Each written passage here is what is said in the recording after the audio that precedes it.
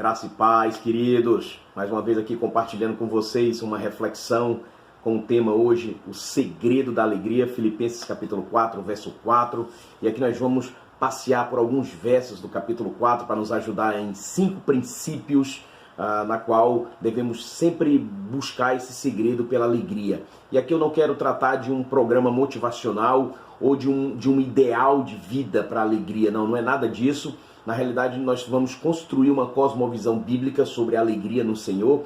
E a partir de 5 princípios, claro que você pode depois acrescentar outros princípios ou subtrair alguns dos princípios que eu vou colocar. Fique bem à vontade, aqui não é um padrão fechado para que possamos encontrar alegria. Então vamos lá, vamos trabalhar 5 princípios. Filipenses capítulo 4, verso 4 diz o seguinte: alegrai-vos sempre no Senhor. Outra vez digo, alegrai-vos.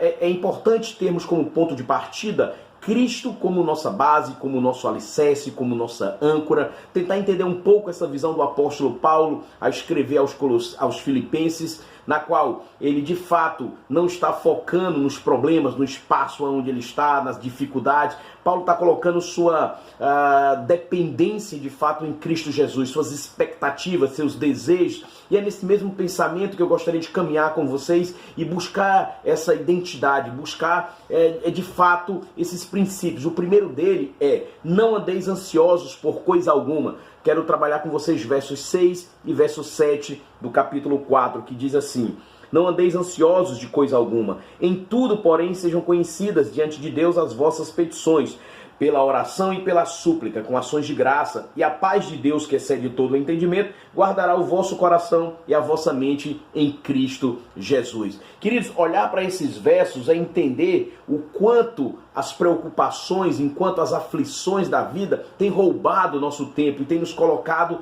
nessa perspectiva de estarmos ansiosos. E muitas vezes nós não nos deparamos que estarmos ansiosos é dizer de uma forma muito clara que nós não confiamos na sabedoria de Deus, que nós não confiamos no poder de Deus, na soberania de Deus. E aí nós precisamos entender que esse momento precisa de um antídoto. E um antídoto para essa ansiosidade é deleitarmos no Senhor, é buscarmos a palavra de Deus em momentos na qual nós somos levados a uma extrema necessidade de dor, de conflitos com nós mesmos. E aqui nós precisamos da palavra, nós precisamos desse deleite, nós precisamos meditar na palavra de Deus, nós precisamos de fato, queridos, encontrar nas dificuldades do dia a dia essa luz que é Cristo Jesus, que aponta sempre a estarmos alicerçados, a estarmos fortalecidos no momento de dores, no momento na qual nós nos deparamos com situações. E o verso 7 nos dá uma luz que diz: a paz de Deus. Olhar para essa paz de Deus,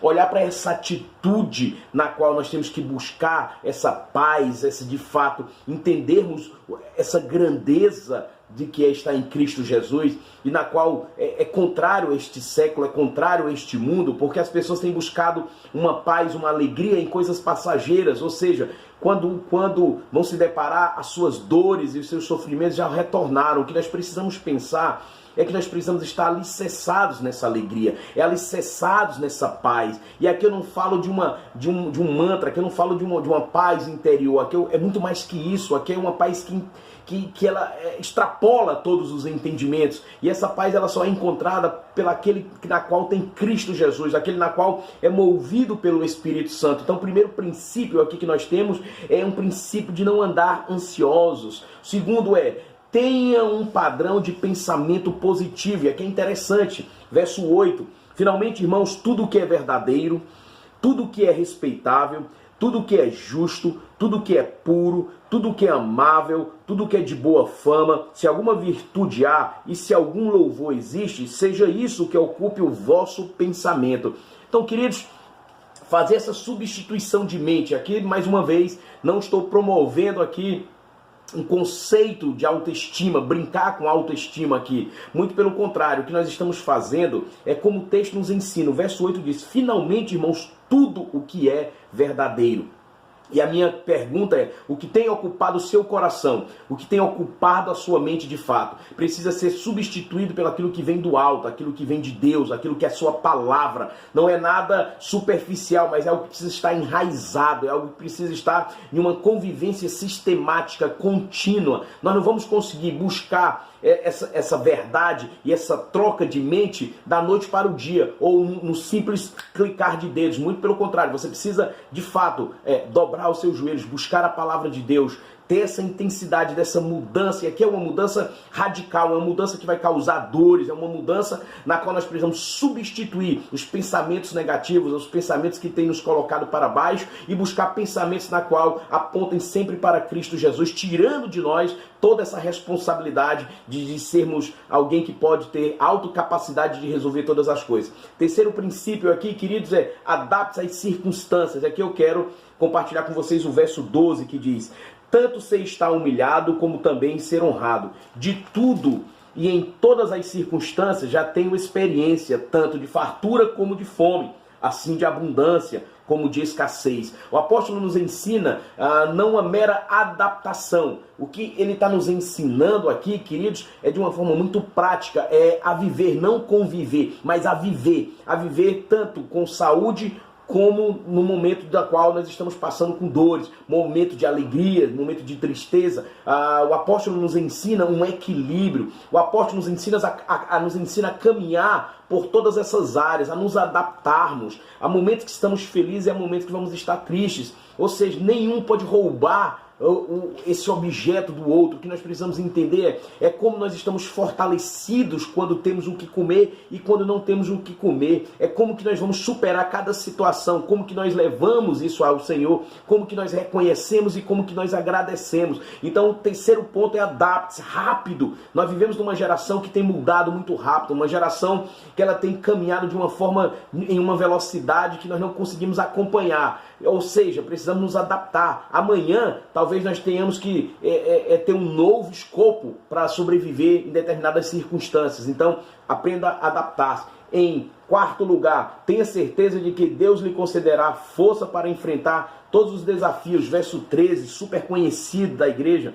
Tudo posso naquele que me fortalece. Então aqui, queridos, a ideia é de um verso que eu já tenho visto pessoas, isso escrito em camisas, esse verso tatuado no seu corpo, mas é muito mais do que isso. É essa esperança e essa fé contínua de um progresso de alegria em Cristo Jesus, que me dá forças, que é em Cristo Jesus que, de fato, temos essa força de aprendermos a superar os desafios da vida, a sabermos viver, como o apóstolo já falou, em momentos bons e momentos ruins. É em Cristo Jesus que nós encontramos força, é em Cristo Jesus que nos fortalecemos, é em Cristo Jesus que estamos sempre envolvidos em buscar essa alegria. Não é uma alegria passageira, não é uma alegria mundana, mas é uma alegria no Senhor. Então, busque essa alegria. E quinto princípio é: acredite que Deus proverá o que você precisa. E aqui nós vamos ver o verso 19. E o meu Deus, segundo a sua riqueza em glória, há de suprir em Cristo Jesus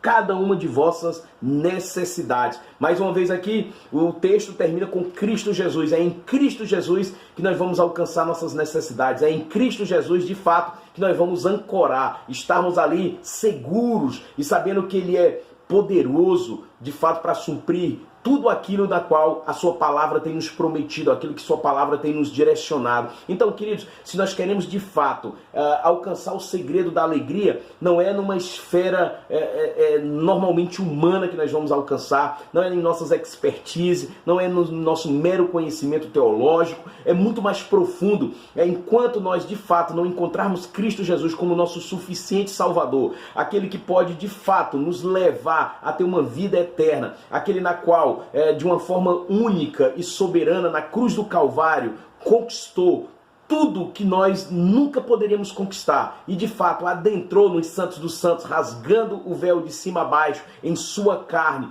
e de fato nos colocando agora e nos declarando como justos. É aqui que nós temos que pensar na grandiosidade da alegria em Cristo Jesus. A paz na qual nós precisamos é Cristo. Então que Deus abençoe sua vida e que logo, logo possamos estar mais uma vez juntos, em nome de Jesus.